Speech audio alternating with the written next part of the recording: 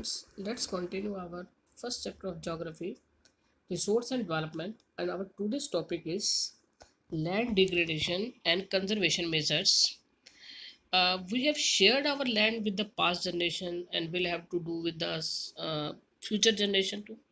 यानी जो हमारी लैंड है वो हम पास्ट जनरेशन के साथ भी शेयर करते रहें और फ्यूचर जनरेशन के साथ भी शेयर करेंगे.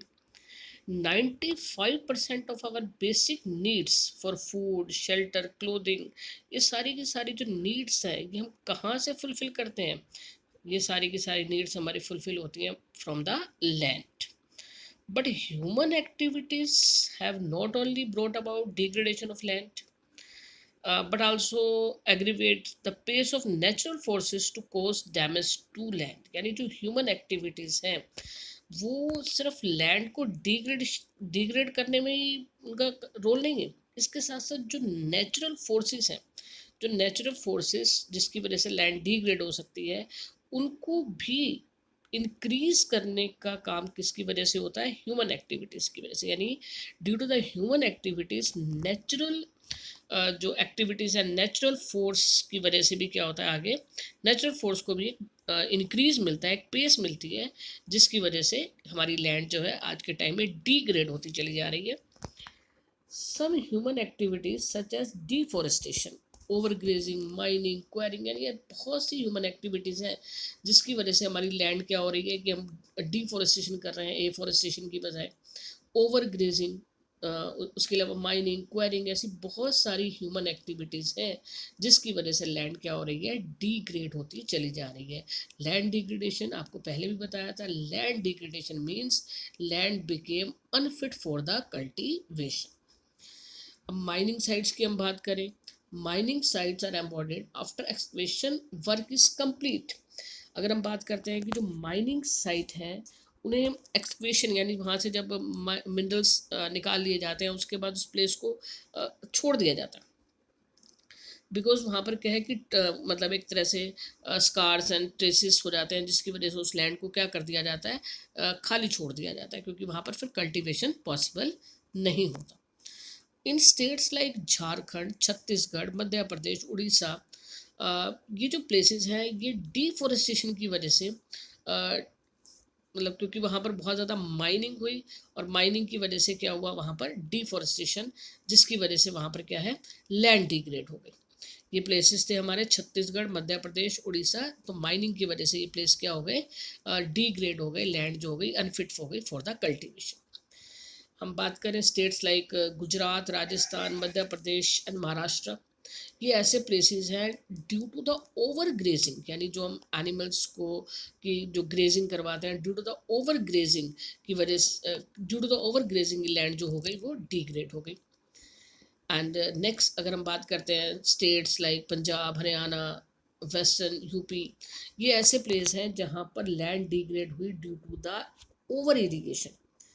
ओवर इरीगेशन की वजह से लैंड डिग्रेड हुई. एंड हम कहेंगे due to water logging leading to increase in the salinity and the alkalinity in the soil. जब पानी एक जगह के ऊपर बहुत ज़्यादा इकट्ठा सा हो जाता है तो उसकी वजह से लैंड जो होती है यानी सोइल जो होती है वो एल्काइन हो जाती है, तो उसके अंदर सैलिनिटी इंक्रीज हो जाती है, जिसकी वजह से भी क्या हो गई? हमारी लैंड अनफिट हो गई फॉर द कल्टीवेशन. नेक्स्ट ये सारी की सारी क्या है? These are the human activities.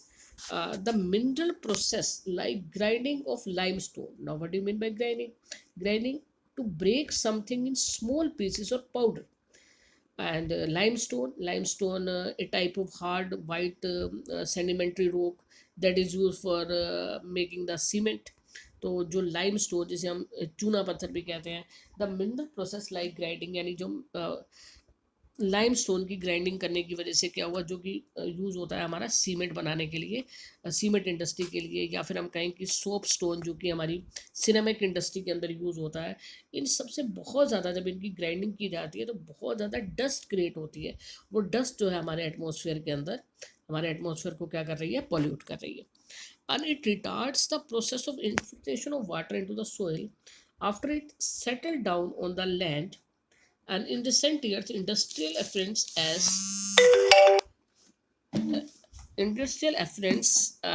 as waste have become a major source of land and water pollution in many parts of the country. इसके साथ साथ अगर हम बात करें जो हमारा इंडस्ट्रियल वेस्ट है, जिसे हम क्या कर देते हैं लैंड्स में,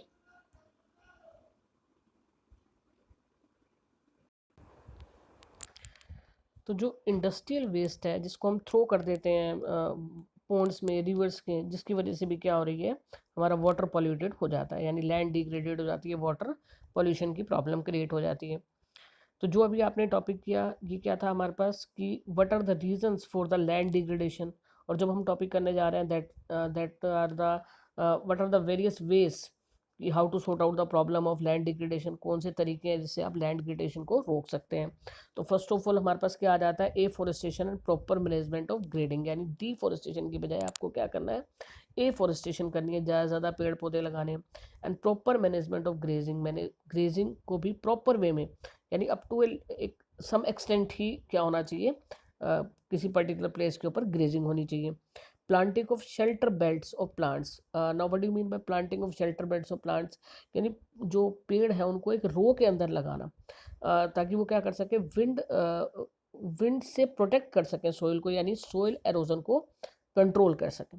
इसके साथ साथ हमारे पास नेक्स्ट क्या है, stabilization of sand dunes by growing thorny bushes, जो हमारी सैंड ड्यून्स हैं, जो रेत के टीले वगैरह होते हैं उनके ऊपर क्या करना, उसके आसपास थोर्नी बुशेस को क्या करना, थोर्नी बुशेस लगाना, यानी कांटेदार जो झाड़ियाँ वगैरह लगाने से क्या होता है कि वहाँ भी सोयल एरोजन को रोका जा सकता है, specially in the arid regions, जो हमारे खुश्क क्षेत्र होते हैं जस्ट लाइक राजस्थान एक्सेट्रा।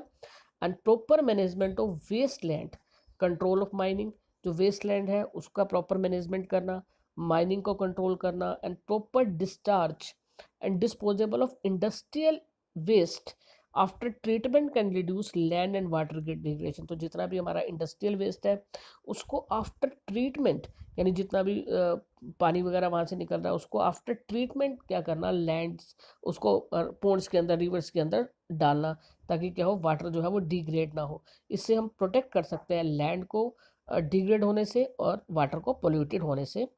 तो ये था हमारे पास कि how to sort out the problem of land degradation, how can we solve the problem. तो ये टॉपिक जो आपने किया इसे अच्छे से रिवाइज करें, कल हम करेंगे अपना next topic, soil as a resource.